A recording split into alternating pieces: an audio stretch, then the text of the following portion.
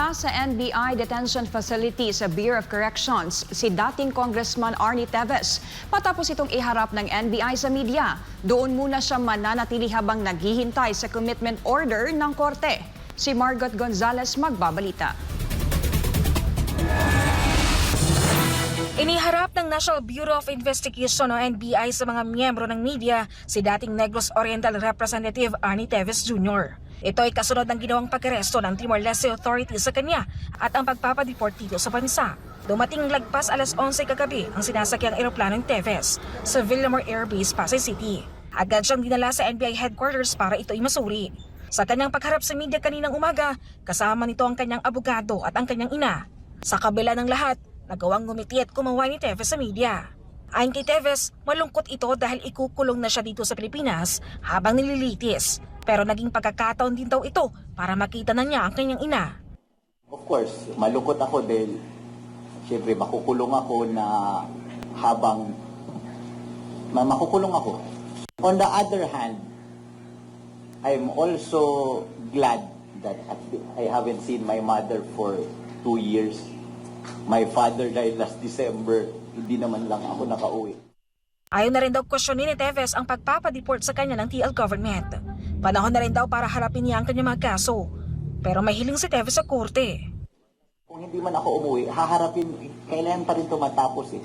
Ito lang sana yung request ko sa sa korte na sana mabilis yung kaso. Dahil sa totoo lang, kung tatrabahoin talaga yung kaso, sandali lang naman sandali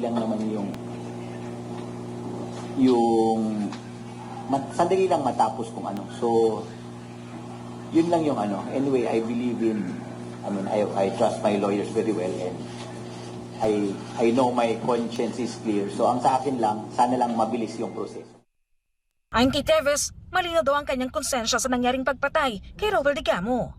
My client just wishes to convey that regarding the previous question, his conscience is clear. Let's leave it at that.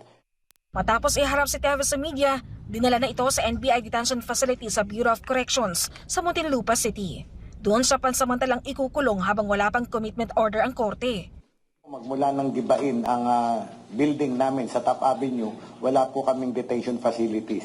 So nakipag-coordinate kami with Bucor, pahiramin kami ng space doon.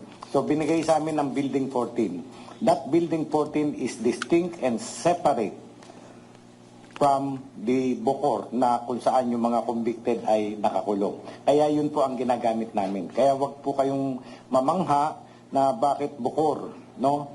Detention facility po yun ng NBI. Inaasahan na agad na magkakaroon ng arraignment para kay Teves. Ang korte ang magsasabi kung kailan ito dapat humarap para sa pagbabasa ng sakdal. Pero kung anong ipapasok nitong plea sa arraignment, ayaw munang sabihin ng kampo. Ngayon po, we do not want to telegraph our punches at this point.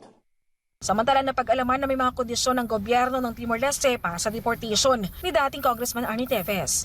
Kabilang sa mga ito ang katiyakan na hindi siya bibigyan ng parusang kamatayan at hindi rin siya sasailalim sa anumang uri ng political prosecution.